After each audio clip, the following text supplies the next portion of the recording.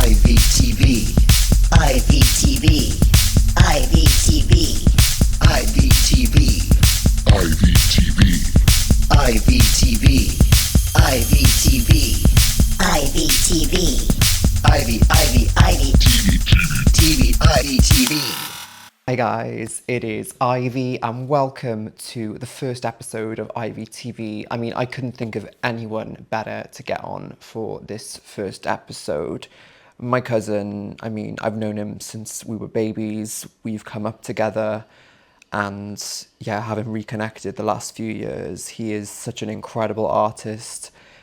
His symbolism, his work, to see it put all over Cardiff, the different bus routes you follow, you see the dragon on the wall, and I just feel really proud to share this moment with him, this first episode.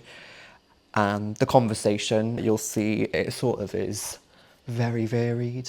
We talk about all kinds of things. There's a bit of politics, there's a bit of conspiracy theories, star signs, family, therapy. It just really ranges. And actually, I feel like we didn't really get to cover at all his creative life really too much. But what I can tell you is check him the fuck out, because he does merch, he does prints, he does stickers, he does t-shirts. He's just amazingly talented. And actually, I'm really happy that he has collaborated with me. He's designed the logo for this podcast. So just forever grateful to Dan for his loyalty, his support. And I'm just sending him big love and thank you for being on today. And without further ado, we're going to get into a Drew. Who the fuck is a Drew? Without further ado, we're going to get into the podcast. All right, enjoy. You an Aries? Yeah, I think so. Because I'm a Leo. So do you know what? Even though the amount of times I've gone into the star sign situation, I always like my brain is telling me that, yeah, by birth date you are this thing, but my brain always can never work out if I'm Aries or Pisces, and I don't know. Even though I know I'm by birth Aries, my brain says Pisces for some reason. So I've always had to, every time I think about it, I always have to double check the dates. when are you? I'm 28th of March, so I'm definitely an Aries. But I don't know whether they fucked with the dates back in the day or something, and I'm actually a Pisces now. Yes. No. So hang on. So you're 28th of March. Right. So Is there another calendar telling me I'm a there Pisces? is. Yeah. Because in Eastern astrology, it's like a certain amount of degrees that go behind. So I'm a Leo, but in Vedic, which is the Hindu. Yes, the Hindu stuff. And I am an Indian original. I'm an Anglo-Indian, unfortunately, I found out. But still, love to the Indians. Do you want to say the story behind that? Not really, it's a bit long. All right. Yeah, anyway. My paternal side of the family, some of them came here in the 60s or something on a boat from India. And yeah, my nan was Indian, but she died when I was only 1 month old. So yeah, I went to India 2 years ago and I met some family members out there. That's about as much as I'm going to go into it. It's nice though, you were connected and you kind of... Yeah, I was always ashamed and embarrassed by it growing up because, like you say, you felt like the only brown kid in this white family. Yeah. You just didn't have a clue what was going on growing up. But as I got older and I thought, fucking hell, India looks amazing. So many cool traditions and religion and places to see in India. Just got invested in that. Yeah, I felt at home when I was there, to be honest. But I don't know whether that's just being brought up in chaos. I felt at home in the chaotic environment because my partner at the time was really quite sensitive to the surroundings there and found it a lot harder than me to adjust to what was going on in India. That's interesting that you kind of felt quite at ease, because I'm the same. I feel fine in chaotic environments. In fact, I feel a lot better because I think when there's a lot going on in your head and there's a million things to look at and you're trying to work everything out, you're trying to engage in the surroundings a bit more. It takes you out of your head and you're just living in the moment right there. There's been times I've been sat here and I've gone to go into my head and I kind of lose track of where I am. But if there was a monkey clapping a cymbal behind you, I'd feel a little bit more comfortable, because I could always just go to him and be like, oh, well, at least there's something over there I can pay attention to for 5 minutes. And with India, yeah, the amount of shit you see just Like nothing will ever prepare you for that first taxi ride from the airport to where you're staying. Did you make friends with the rats? The rats. Yeah, I went to the rat temple. There was lots of rats there. Didn't see the albino one though. I think that's the good luck charm. You gotta find the albino rat. Did they just say that though? Is that just like a story they Well, tell? to be honest, the one Indian guy that we had telling us where to go and shit, he was like, yeah, so when you're in the city for 2 days, I'd go here, there and there, but I wouldn't really recommend going up there because you have to go in the cable car up the mountain. And me and 2 people were like, well, I want to go up there. The view looks amazing. And when we went up there, it was an amazing day. And there was a little temple at the top where we had to take our shoes off and then we had to walk through, and then there was like a little cage at the back and it was just full of white rats. But that was probably one of the highlights of being in that city. And that was actually the city where I painted the first Welsh dragon in India. So it was a good place. It was Udaipur, where they have the city of lakes. Okay. And I think there's like a hotel in the middle of the lake that we went out on a boat, and I'm sure there was like they got a big palace or whatever it's called. Yeah, I think it's like a royal palace thing there. But there's like, I think there was like a wedding in the area that cost like £600 million, and it was like the prince of like Saudi or like Middle Eastern place like hired like the whole thing out for a wedding, and it lasted like a couple of days, and he flew in like people like blooming Rihanna and like I don't know, like other big American artists, you know, were just flown out there. On this island? Well, yeah, they were flown up to the city of Udaipur, but I think the main ceremony was probably on the island. Not Epstein's island. Let's just make that distinction. Yeah. Where was that? Where was his island? That was like Caribbean, wasn't it? It was like... Don't even want to know. Let's not go into the Epstein conspiracy hole, because you gave me all the good conspiracies. I remember like we were like chatting, you were like telling me about all the adrenochrome. Yeah, but this is why I have the opinion now of if you can't do anything about it, what's the point in thinking about it? Because it just rubs off in every area of your life. You can't watch TV without seeing I still can't now, without just looking at all the hidden subliminal messages that you think are like warnings from the elite fucking pedos or whatever it is that you're fucking concerned about. Did you ever watch like there was stuff like Lady Gaga and Beyonce, and they thought that like, this is in high school, they thought that like the music videos were like reverse messages. Yeah, all that sort Illuminati. of shit, yeah. I heard about there's like tunnels and Hollywood or something. There's like all sorts of stuff. I get what you're saying. Yeah, Though. It's like, to be honest, you just don't even know where to start on this type of thing, because once you learn it all, you definitely look at the whole world through a completely different lens. And I think everybody that comes across these things, whether they think about it daily or not, they definitely believe it, you know, because it weirdly makes other things make a lot more sense. do you think, how do we verify that these things are, because it feels like it's just, because I hear the thing is, it's like a Madeleine McCann thing. It's like they'd rather spend more money covering it up than they would justifying the truth, you know. What the fuck is that situation? Because I don't understand that at all. Yeah. How they're still... Like, I'm not going to give an opinion on it, but... Yeah. It's like I hear this girl on TikTok, she's talking about how she was at like I don't know if it was like a P. Diddy or something. There was some sort of celebrity, and she's saying about how they bring out a guy and they're cutting him open and they're eating this guy. But then it's all based on... Is she doing it for clout, that though? whole thing is like, if it goes on and it's true, it's all based on like the Epstein thing, where it's like they've got footage of you conspiring or doing something that implicates them, and then they're bribing you to take part because they've got footage on you, you know.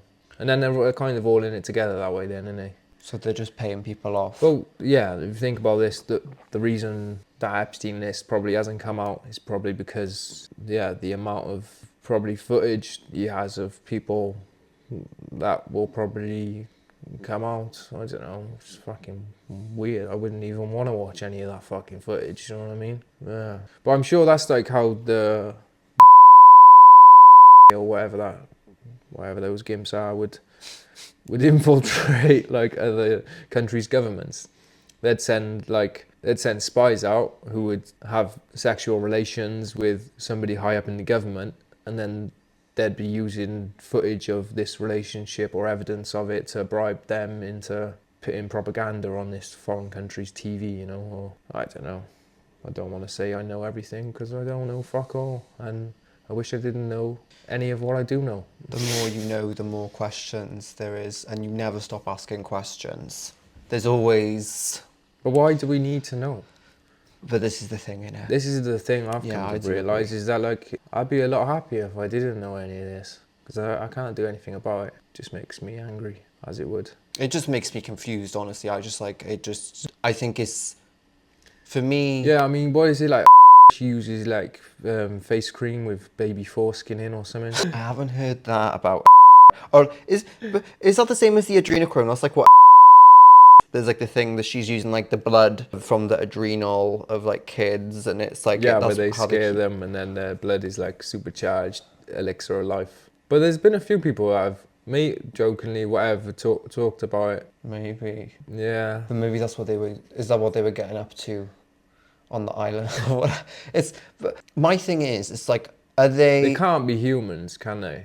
But yeah, because I do feel as though the world we live in, there are the influences of, you know, because I would believe there are angels. I feel like as though they're influenced, they're like a guiding force. I call upon like my ancestors. I call upon, you know, forces to guide and to help. But then maybe there are other forces that maybe can get tapped into, that, you know, it's like whatever Ouija is, people always, like, it's kind of an unspoken thing of like, you don't tap into Ouija because you know if you go there and you set out the board and you all gather around and you start moving that shit, like something can go wrong. Invoke the spirits. It is a good versus evil spiritual thing that we can't see. I think what can you only see, like you can only see 20% of what's actually here, or something very small to what is actually within this world. So there could be spirits and demons and portals and time travelers and parallel universes. It's all interesting, ain't it? And like these ideas aren't going to come from nowhere, are they? I don't even think it's good versus evil. I feel like that's too dualistic for me, because I feel like they're almost, it's the thing of, you know, well, at least us as human beings, I think we embody kind of a shadow, and we have the potential for both. And they kind of really are the two sides of the same coin. Yeah, I think there's so many symbolic things. Like in Narnia, they say the Tin Man is like, That's stands Wizard for of like, Oz. yeah, what did I call it? Narnia. Narnia's the one with the witch, with the white witch. They're the all lion. they're all similar things, aren't they? But is Narnia the one with that horse man thing?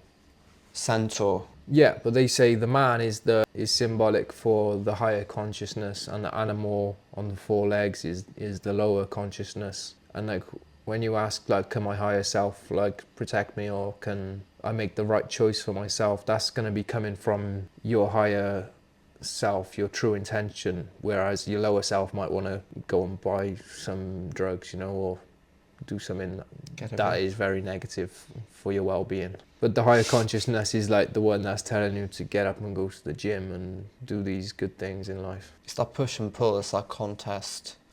You know, do I need to get another Red Bull? That's the lower consciousness talking. I know, but it gives me wings. It tastes so good. But, you know, it's that thing of like, also, sometimes we just love feeling like shit. But we kind of dwell, but that's the lower, it's like almost like you get wrapped up. That's what I think depression is actually, is what you get wrapped up in this like... It's comfortable though, right? Yeah. Because, I remember when I first started eating healthy, I thought, this just ain't doing it for me. Like after every meal, I should like need to lie on the sofa for 2 hours. Because that's like my comfort thing of eating a food that isn't really agreeing with me, but it's tasty and it's probably fattening and disgusting. But like when you eat a healthy meal and you've got energy to do something, it's hard to adjust to putting good things in your body and living healthy and clean when you've constantly got that lower conscious voice telling you to do the the can of Coke is just staring at me on the table over there, and I just ate a load of bags of sweets. I got the can of Coke. I don't want them. We're healthy today. We're so healthy. I will eat them though. Something just happened there. Hang on. What's on? The rainbow strips are amazing. But this little green sign here that says they're vegan is like making me think they're okay. But then they're not. Hang on, I'm gonna use it. Oh my god. Right, let me shut that. But it's like, you know, they do say you are what you eat, don't they? It's like you are, if you're gonna eat like shit, then you're gonna be shit. If you're gonna, sorry, my lace is undone, you know? Yeah, I'm a strong believer. I did veganism for a bit and I just find it so difficult to go on a walk, see and stroke loads of cows in the field and then go and eat a load of meat. I find like having that connection with the animal half an hour ago, I'll overthink what I'm eating to the point where I'm now eating rotting flesh of something that once had a consciousness and was just wanted to be loved as an animal for who it was, you know. I don't. Yeah, I've got to kind of trick myself into like, oh, it's good protein to eat it, you know. I mean, like fish, there's like, I'll never have a connection or a fucking friendship with a fish, so I'll eat a lot of fish because I can't really humanize them, or, which is, might be as bad, but they've, like, is eating beef, especially going to India where the cow is so sacred, they don't eat beef. And I know it's fucked up because I'll eat, what, like buffalo or whatever the other identical animal to it is. Ox?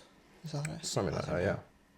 It's in the And same it's like, family. yeah, it's like, it's the same thing, you know what I mean? And like, yeah, they look after the cows there, but the cows are also eating fucking plastic bags on the street and sitting down in rubbish, piles of rubbish, and yeah, I don't know. Same with like the chicken, like, I don't know. I know most Hindus are generally vegetarian, but in India you've got like the Muslims and the Hindus are the main two religions, and the Muslims eat so much meat. It was a big part of their culture. But not pork. No. The pork is what they don't eat. They eat beef, they eat chicken, but anything with the hind legs, or is that, there's like something to do with that? That's also Jewish as well. I think they don't eat pork. Is it? Yeah, but that's just because it's a dirty animal, apparently. Yeah. Even though, I don't know what the science is, but if you put a dead human body in front of a pig, I'm pretty sure it would fucking eat it. I think they have. I think that's... Yeah, exactly. They say, like, if you murdered someone and you wanted to get rid of the body, feed it to a pig. They eat the bones as well. Well, they're fucking nasty. You ever need a tip on how to Dispose hide the evidence? by a pig. But don't raise him on human meat, because No. you'll need to start outsourcing that type of thing, you know. Do you think there's... But this is my thing, though, is like, are there cannibal... Because I think it's like, you know, I'm just walking down Cowbridge Road and I'm like, fuck, who here is a cannibal? I'm like looking, you know, who's a psychopath? You never know who is in your midst, who could be... That's honestly why I won't eat. Why? Why?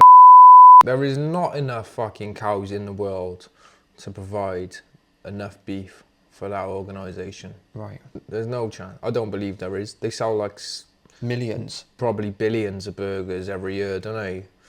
More than Do you know that. what I mean? I reckon like trillions. Like, there cannot be enough beef for that thing to exist. When you go on that like vibrational chart of humans' frequency, that like when they're operating on the lower scale, which is fear, which is obviously channeled through the conspiracies and the social media, they're more likely to eat food that makes them feel better, which is not fucking healthy food.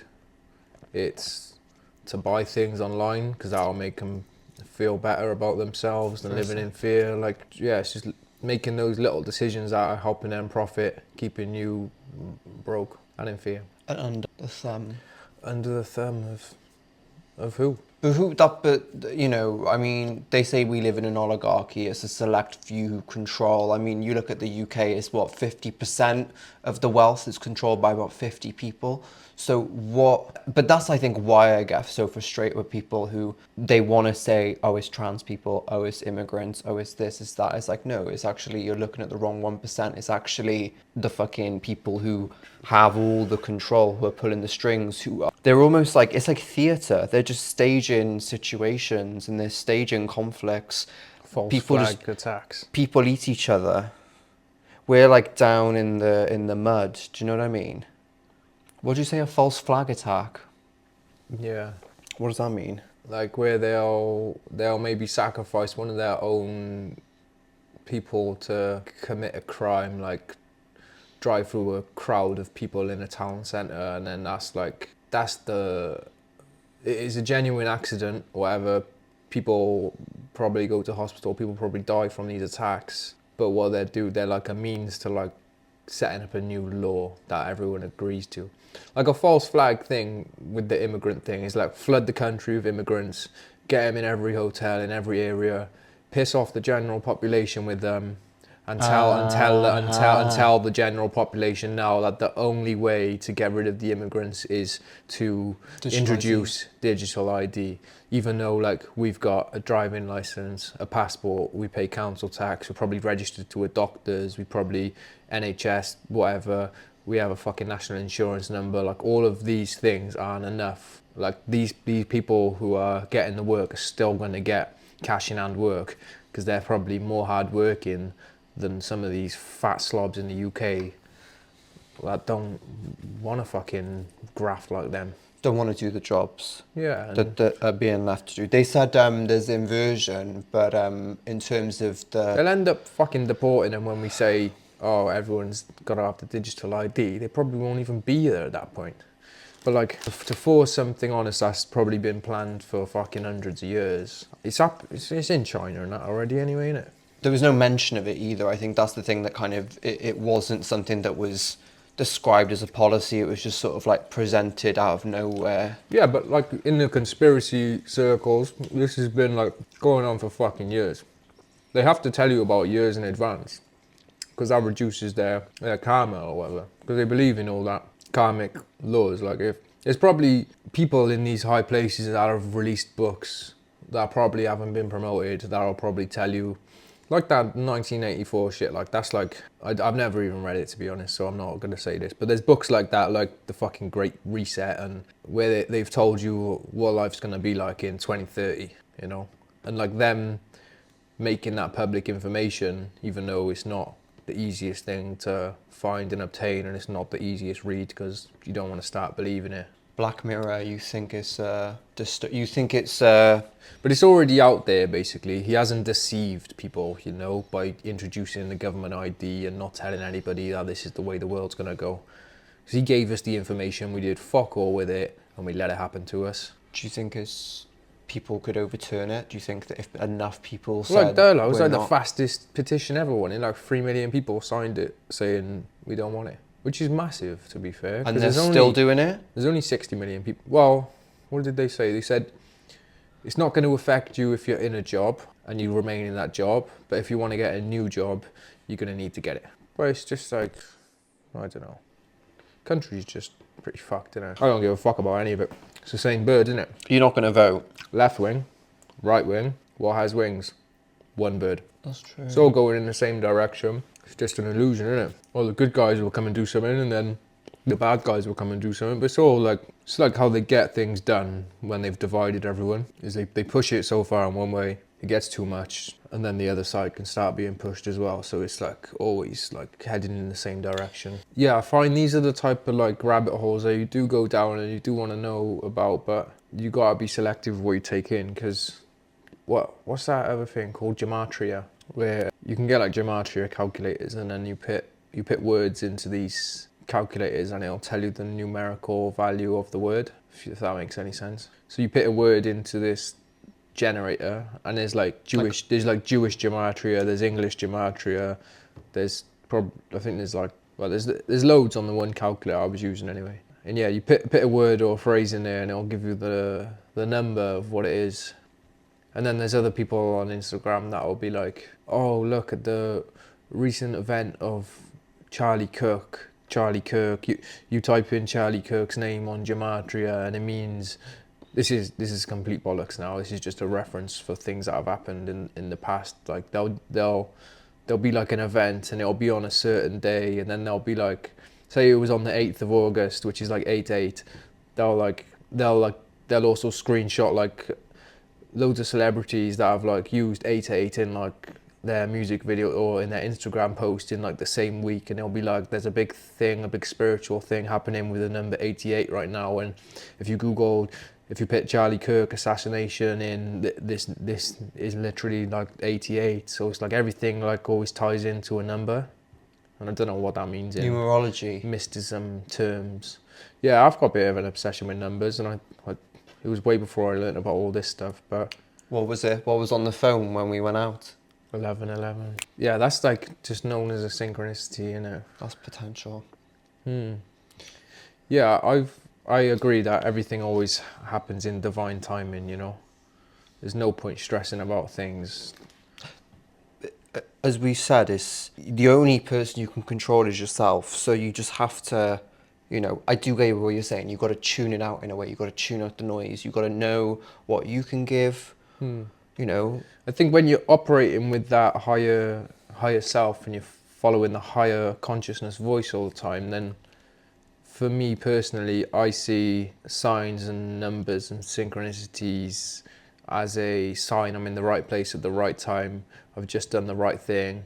If I decide to drive somewhere, or if I decide to like go camping on my own, or if I decide to do something that's gonna like help me in my own brain and head because I've told myself I need to do this to feel better, or I need to do this because it's gonna help me grow as an artist, or like I have an urge to go out spray painting, then like I'll see like the exact same numbers everywhere I go. And sometimes I don't know why you walk in certain directions or why you go down certain streets, but then like that number will stick out on the door where you just start deciding, where am I? And then you see a number or a sign and you think, and it makes you feel warm, like you're supposed to be there. So Yeah. But that makes me think about, is it like the Lee lines or the heart lines that run through the earth? There's like different places they say if you, I don't know what it is, to do with your date of birth, but you can put it on the map and it will show you places that maybe it runs through across the world.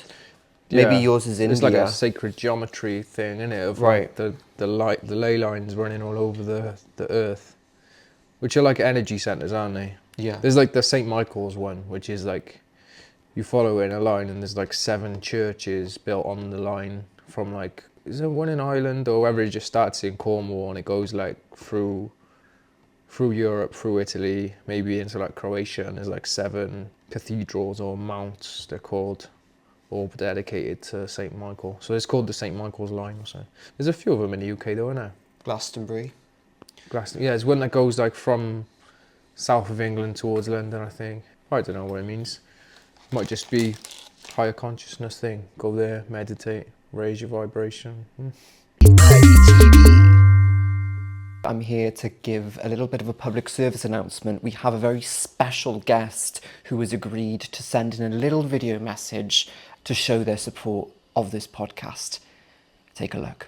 Borida, it's me, CZJ, coming at you for Ivy TV. I just want to let you know that I approve this podcast. So does Michael, so do the kids, so does General Ortega. We all bloody love it here in Hollywood, and we can't wait for you to join us, Ivy. Get a move on, subscribe, like this video, follow on Instagram, TikTok, YouTube, wherever the fuck you can find her, okay?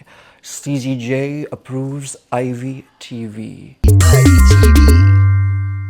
To be honest, you need those people that will tell you your breath fucking stinks before you go around and you accidentally spit on somebody's face in that deep conversation. Have you done that?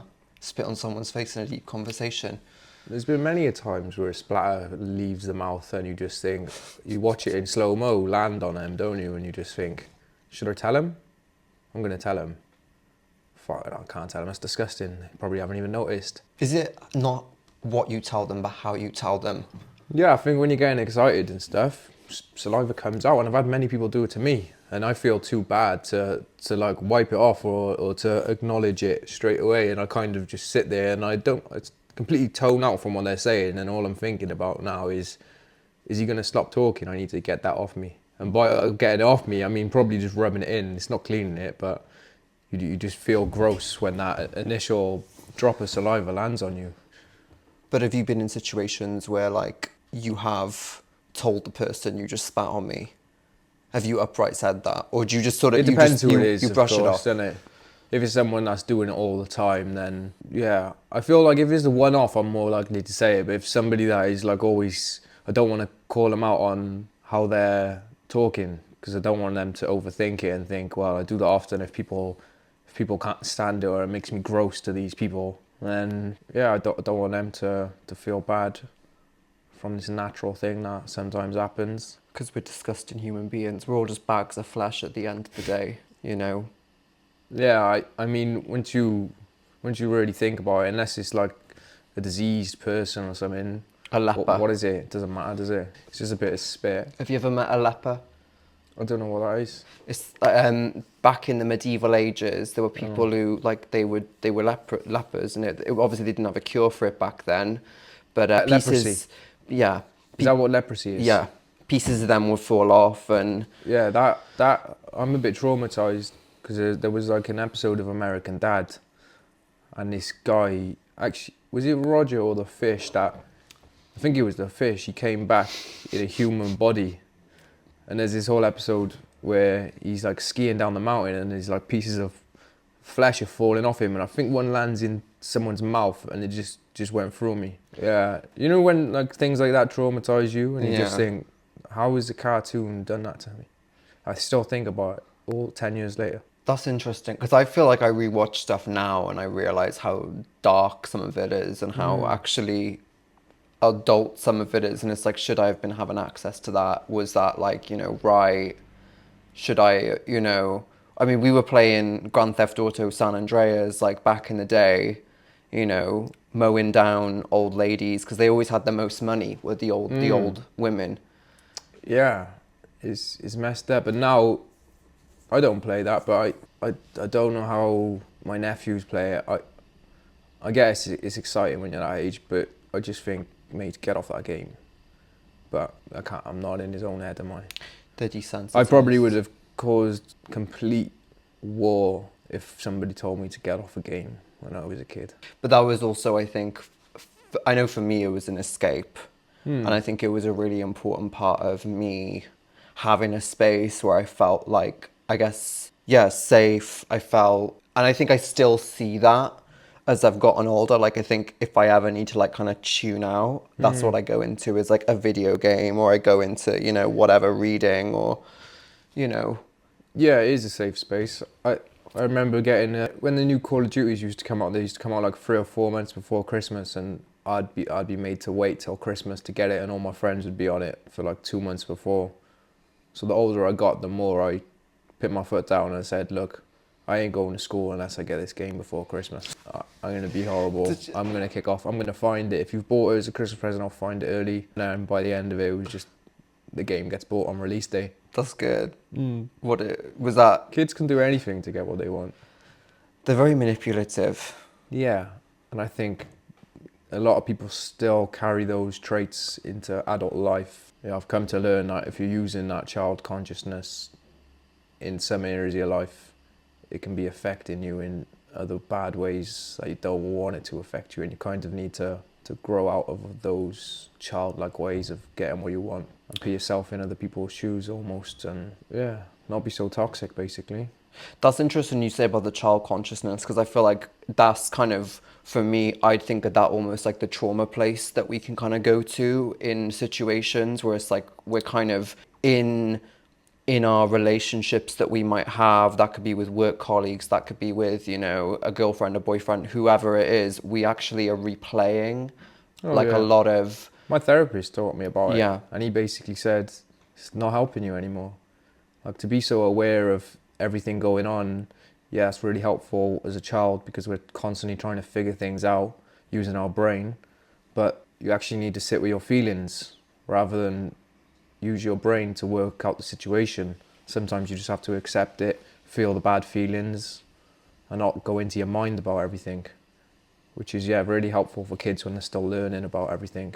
I think it's... kids are very sensitive, and it's like they kind of... a lot of what they're told, they take in, that sits with them, they live with that. I think for me, you know, there's a lot of unwriting that I find that I'm having to do around certain beliefs. Even this podcast, I feel like I've got those things of like, can I do this? Is this something that, you know, I'm putting it through so many different filters, so many different lenses of like, oh my God, is it going to be shit? Is it going to be whatever it is? And I just have to be like, you know what, just do it.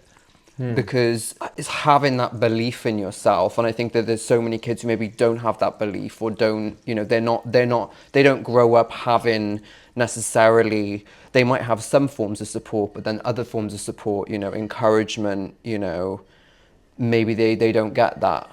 And it's, I don't know about you as a creative, because, you know, I was never pushed as a young kid in a creative direction. I don't think I was rewarded for the creative thing, so I never pursued it, and I never realised that there was more out there in being creative. I just thought it was a means to an end. You only do that if you're amazingly savant child who's amazing at drawing. Like, that's when the adult might start pushing the artistry. But yeah, again, through therapy, he's basically gone in and said that if you don't pursue those things as a child and you're not getting rewarded for creativity, then you're gonna constantly be in that good boy syndrome. You're gonna do things that please the adults around you. So yeah, maybe like if I was getting praised for getting good homework or something, maybe that's like where my brain latched on and thought, wow, you need to get better at maths. Like, how is that gonna help me? I mean, everyone needs to know how to count at the end of the day, but to 10 at least. I think that's 10, that's all you need. Yeah. 10 numbers. There's only 9 numbers. I was going to say there's only 10 numbers, but there is 9 numbers. Yeah, and I don't think we should rely on technology, but how long has a calculator been around? How accessible is a calculator now? On your phone, you can use it. Yeah. You can go in. It's faster to do that than to sit there and work it out in your brain. I'm not going to lie, I still don't know. And I know that's a bad thing, but you kind of got to move with technology, otherwise you're going to get left behind. There's AirPods now that apparently are translating live language. So, yeah, that's going to take out, 5 years of somebody learning a language because they can just spend £200 on a pair of headphones. Let's go back to, I feel like, just to give a bit of context. So we grew up together, like we've known each other since like we were babies, basically. You're a year older than me, so you kind of have the upper hand. I don't feel like... I feel like with like, honestly, I've always felt like that we are the same age, or that we are just twins. But I felt like I knew you. We were very close growing up, and then I think it's like sort of like, you know, I'd always spend a lot of time at you and your mum's. Yeah, a lot of my childhood memories are with you, and I think we used to have sleepovers probably 2 or 3 times a week in the summer holidays, probably more. And yeah, I think when I moved to high school, this is what my mother says anyway, when I went to high school and you were still in primary school, we were already clashing and arguing a lot and making life hell for the people that were looking after us at that point. And I think it just took it to the next level where they couldn't handle us anymore together. So yeah, we split ways until you came back from uni. Yeah. And then it, to be honest, didn't feel like anything had really changed in our relationship. We had a lot to learn about each other, and that was about it. I felt like I was getting to know you again for the first time. And it was like, I felt like maybe you felt the same way. Yeah, like I feel like I've probably got a stronger bond than with my actual sister. And you might feel the same with your older brothers because of the age gaps and because of how in tune we were with our surroundings. How we're probably like the only 2 people that do creative stuff now older in life. I mean, I'm sure there's others that keep it on the low, but yeah, it's a big family. But yeah, we spent a lot of time together playing games, Star Wars, Battlefront, Simpsons. They're like core memories of gaming together. It was good. I think it's like watching, like, talking about PTSD from cartoons, the Happy Tree Friends we discovered. Oh back my in God! The day. Must have been the about, lemonade stand. 6 or 7 years old, like watching these videos in your brother's room. I think we watched it in like your nan's like dining room. I don't think it was like it wasn't like even enclosed. No. We might have even showed her a couple, to be honest. Probably did, yeah. But it's, do you know what's interesting to me is like, because I feel like we had that time when we were kids, we were really close. Obviously, you know, your mum is actually my godmum. I know our mums were really close, and it feels like almost a bit of a repeating of that cycle of how we then like them had a really, really close bond. And, you know, for me now, I almost feel like we'll have spaces of time where we don't speak or we don't connect, and then we do come back together, and there's like weird synchronicities. I feel like when you started your Revealist, I was starting Lone Worlds. Like, you know, I think it was, I had my first thing. It was at the old Sustainable Studio, and you were there. I remember I invited you to come, and Yeah, you that was you were, probably the first time. I don't even know if we probably met up once or twice before that, didn't we? In that like whatever 8 year gap or whatever, we didn't really see each other for. yeah. But yeah, I remember that being one of the first times I came, and I was just like, this is fucking crazy. Like, I couldn't wrap my head around it really, but I was like, that's amazing. I'm glad I got to go and support you, and I always will. Yeah, and it's like now I feel like I'm actually kind of at the end of like a bit of a chapter, I feel like, in terms of I was working at a really good media place. I was with ITV, and you are now sort of looking for work as well. You know, we've both like learned a lot in the last year. I feel like you've been doing a lot of great stuff with like the scenic painting, and I've been learning like all the fucking video skills and things like that. It's crazy how I feel like we are going through. We live very different lives, but I feel like as the creatives, it feels good to see you following your own path, you know, and it makes me feel like happy that you have that. And I think you know how valuable it is to live to the beat of your own drum.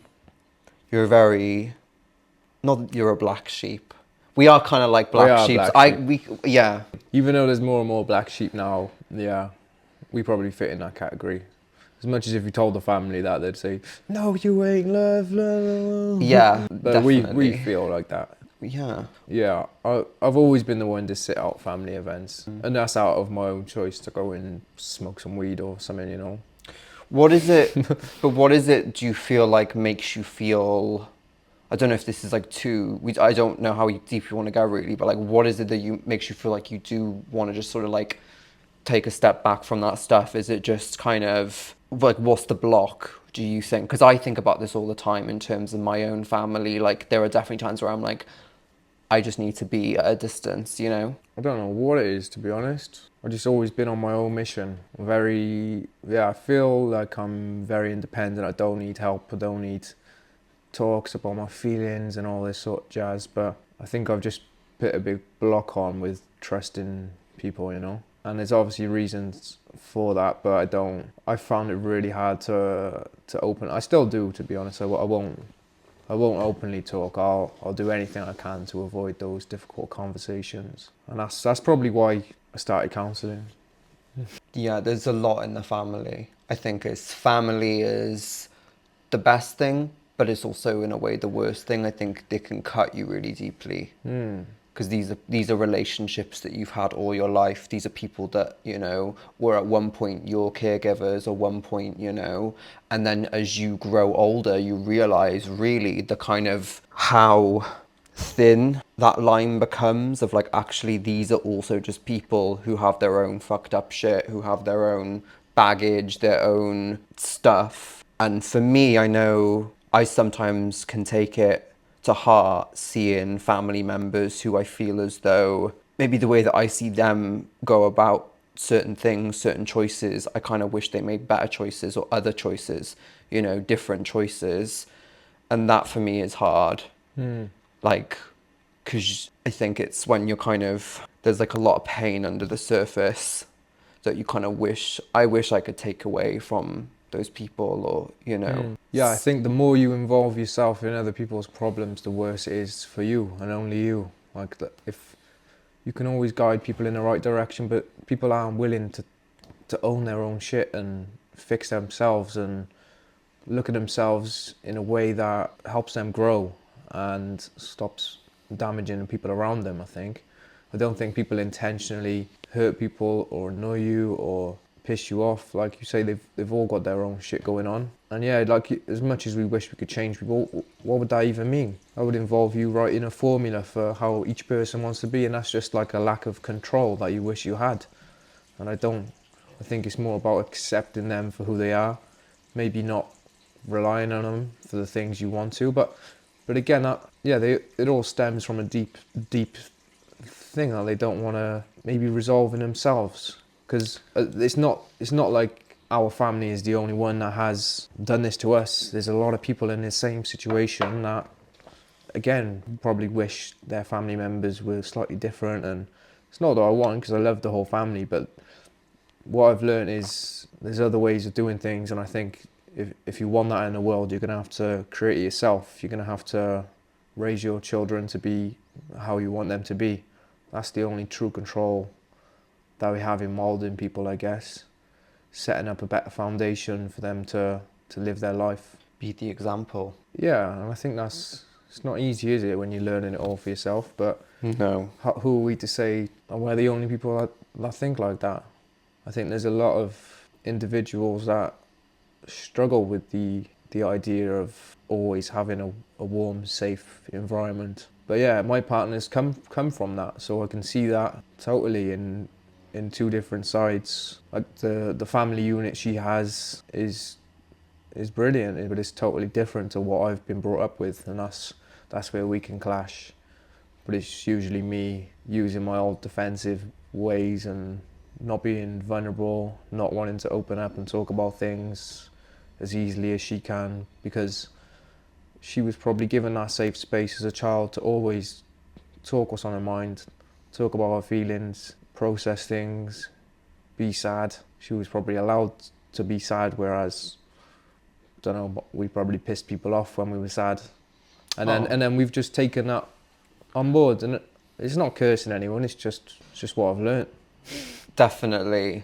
I think if you were going to be sad, you need a real fucking good reason to be sad. I don't know, it's like, you could be sad at, a funeral, when someone dies, then it's like, okay, you can have that space, you can have that. But this isn't just for us, family. I think everybody's had to put on a strong and brave face forever, because you mentioning that it takes me back to our great nan's funeral, and that was the first and probably only ever time I've seen people in our family cry. I can still see it now. My nan's face, seeing her crying. I was thinking, I've never seen that before, and I know it's a sad thing, but as a kid, you're being told that, or maybe it's the only place we're allowed to do that, which is, it's all just in our own heads, ain't it? Because if you were to mention this to somebody, it'd be defensive almost, Yeah, maybe. Yeah. Don't watch this. No, don't. Don't watch We this. haven't been dragged up. We haven't been dragged up. We've had a good life. But it's the thing of like, there's those. Oh, do you know what? I was talking to someone and it was so beautiful. I was doing this project and it was with different queer people across Wales, and one of them, they were working during the AIDS crisis, and they were like kind of there at the heart and center of like the relief efforts and a lot of the work that was being done, the servicing around. It was in America, but he said like there's always going to be like rough edges in life. Like you look at your life like a piece of stone. There's the pieces you carve out, and then there's the pieces that that maybe don't get explored or don't get. You have to it's all part of it, and that's what you're left with. An ugly stone. And my stone is not ugly. No, neither is yours. Polished pebble. Absolutely. I want to be a boulder. I want to be. I want to fucking. I love stones. Yeah. I've always had a connection to stones. What do you mean by stones? Wow, my mum and my sister will know exactly what I'm talking about right now, because they still take the piss out of me now. Because I used to have a pet stone called Tony. And I don't know whether, this is what my theory is on why he was called Tony. It's either to do with it sounding so similar to stone, tone, or there was on the Cramp Twins. I think they had this little midget guy on there, and he was called Tony, and he lived in the swamp. I just spat everywhere then because I got excited about the swamp story. But Tony was like a foot tall or something, and he was like little Wayne's friend. And I saw the stone as my little Tony, you know. You little... Have you still got it?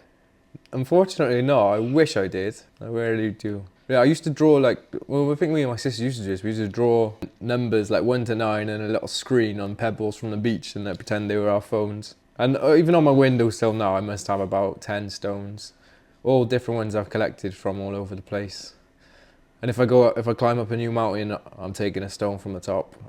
And I've got a box of stones. Yeah, and me and my partner found a big stone in the shape of a heart up Snowdon, so we took that home. Oh, that's cute. Stones from all over the place. What is it about stones? Like, specifically, is it like... It's like, it's touching them, I think. It's like having a physical thing that you can fidget with, essentially. It's like a fidget spinner of my days, you know? Stimming. Stimulating. That's what you call it, stimming, when you're Stimming. like, you got like a thingy, and Okay. you're just rubbing it. Yeah. And some of them, they have energy. If you go down into like the crystals and stuff, people say they have all these different powers and shit, don't they? And you charge it up on a full moon or something, and it gives that stone a bit more energy. And even down to where, if you've heard of like autistic children, like believing how these stones have got amazing energies, and like they're obsessed then with stones because they say the stones have good energy. So I don't know what it is, but they definitely carry an energy, stones, you know. If they could talk. Did you ever have like I'd love conversations with Tony? I must have. Yeah. I probably slept with him, mate. Not like, not slept with him, but you know, I probably took him to bed with me. You never thought about sticking him up your ass? As a comfort stone. You never. No, not only. I wouldn't have done that to him. That's cute. That's so sweet. You don't come wearing the bally each day though. I never wear the bally. No. Only at night time. It's toasty. I want you to tell me a question you have. The section is called IVY though. What's a burning question you have that you're like, why the fuck is this even a thing? Why is this even, you know? For you or for? For the world. But also it could be for me if you want. It's the first episode, so you could center it on me. But it could be bigger than that. Bigger than me, I know. It's probably going to sound ignorant, but why do we pay attention to everything we see online when that's not? I'm not saying it's not real life, but how do I know Donald Trump is a real person if he's never came in a meter of me and shook my hand? Why would I choose to believe that he is doing things that are controlling my life and how I should think? Why should I have an opinion on what he's doing? Why do we not just focus on what's in front of us right now and live our life to the best we can? Why have we got to get involved in politics and wars and crimes that no one's willing to actually really do anything about other than share shit on social media? And I guess if everyone was ignorant to everything that was going on, it'd seem a lot worse. But yeah, something I've probably learnt from my girlfriend is what she doesn't want to know about a lot of the things that I find interesting in conversation, you know. And it's made me realise that sometimes it's best to not know or give ear to these things that are only gonna be a weight on your mind. Do you think there's space to fight for these things? Do you feel like we can do it in our own way? There's gotta be, yeah. But what does that mean?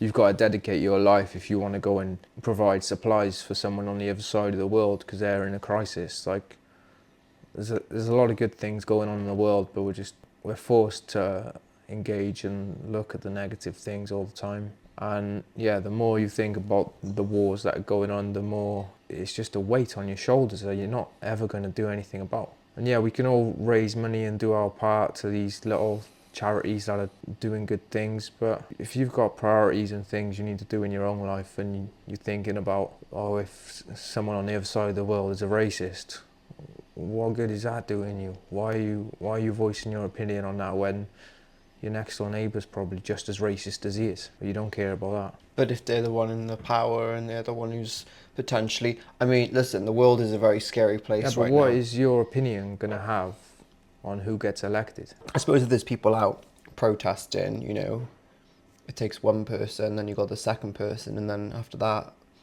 people... There's too much fear-mongering going on, and it keeps people in a state of fear, which means they're easily persuaded to buy things, to abide by rules that aren't really laws, to, for example, wear a mask and suffocate yourself going into Morrison's. It's ridiculous. I don't really want to share too many worries I have about the world, but...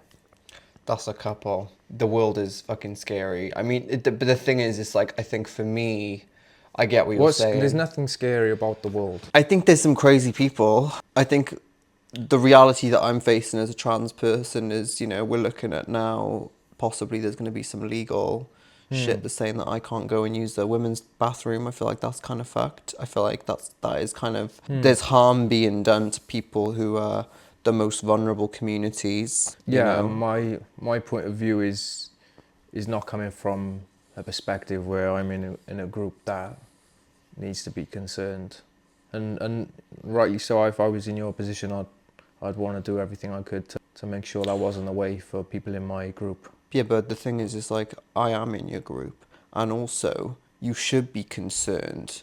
Just because it's not your people doesn't mean you shouldn't be concerned. It's all our fight. That's the thing. We have to look at it globally, and we have to look at it, you know, we have to mobilize globally and be able to advocate for each other and step in. You know, if you see someone getting bullied, you step in and you say, no, that's not right, you know? Yeah, I think mine's more coming from a point of, I did do that for many years and it got me nowhere. In fact, it just made the relationships I had more distant. And like my opinions and views on this is right and this is wrong didn't really get me anywhere. So I gave up on all that, which isn't... I'll still fight for what's right, but within my own means, you know? In your own way. Yeah. Right. I got enough shit to think about. I get that.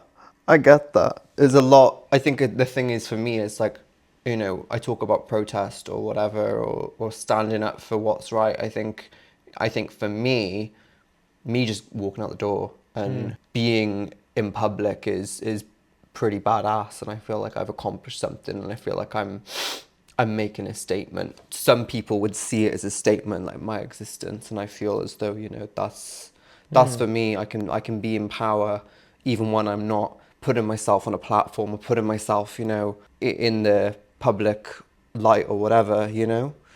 So yeah, you're doing amazing things, and I think everybody who looks up to you can see that, and you're being a role model to, thank you, probably millions of people. I don't know if we're there yet, but that's really sweet. I mean, you know, I feel like definitely I'm so like happy that you're here for this first episode.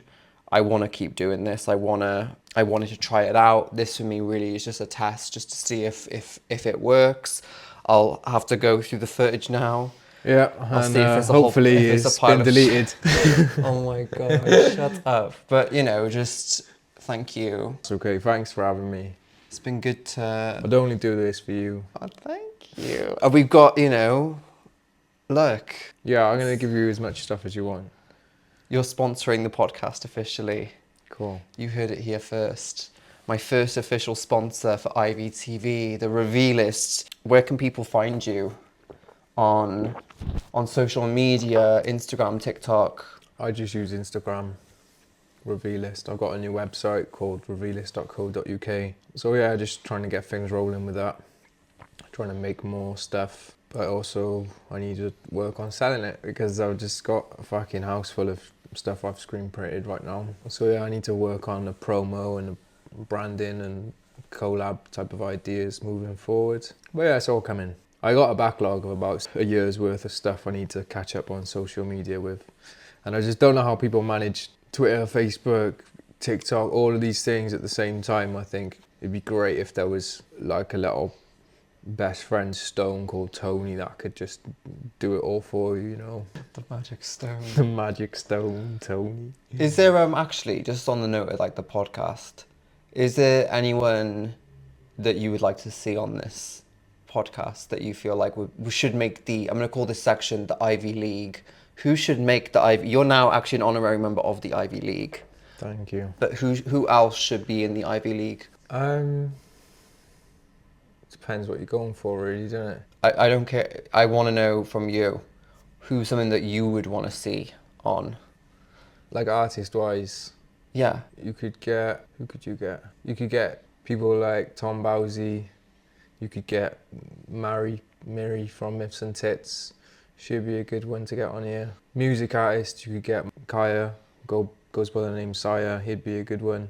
Vozy, female graffiti artist. That's a good one. There's plenty of people, but I don't want to feel like I'm missing people out, you know. So I've probably already been a bit biased by saying some people. You've given them love. That's good. That's good that you've shed a light on some people. And actually, for my next guest, whoever that is, fuck knows. I haven't booked anyone yet. I need to get on that. Right. So I saw this on a podcast and I wanted to kind of rip it off. So I'm just going to rip it off. And I'm sorry if I get like any legal action taken towards me. That's actually why I had I don't know if you guys know, but I did have a show on Freeview that ran for 3 years, and then that got taken off because the network decided to take a different direction. So yeah, that was really disappointing. But anyway, who would you like to... Oh, sorry, no, I've already asked that question. Oh my God, fuck. This is going to have to be heavily edited. A question for your next guest, for my next guest. Could you ask my next guest for IVTV, my next IVIP, what is the question that you would like me to ask them? It could be anything. Have you stuck a rock up your bum? You're throwing me off now. Maybe, what's your best travel story? Like, even if you've just gone to Tembe, what happened? Did you get that? You could have gone somewhere, the other side of the world, and met somebody that tried to kidnap you. Whatever story it is, we want to hear it. Thank you so much for listening to this first episode. You know, this has been an insane experience. I can't wait to do more. There are more episodes being filmed now in the next couple of weeks. So, and I think we've got a really good range of guests coming on, different practices, different experiences, and I all know them in very different ways. You know, we've got good history, and I'm very excited to bring on these guests for future episodes. But yeah, I couldn't have started this podcast without getting my cousin on, because he's just fantastic. Please, if you can subscribe, you can also find me on Instagram, TikTok, YouTube as Cardiff Girl. That is CAHDIFF Girl, all one word, lowercase. This podcast is streaming on Spotify, Amazon Music, wherever you can listen and stream to podcasts. And just a massive, massive thank you to the Canopi for hosting this space and allowing us to come here and do our craziness. Thank you so much. And I will see you when I see you. IVTV.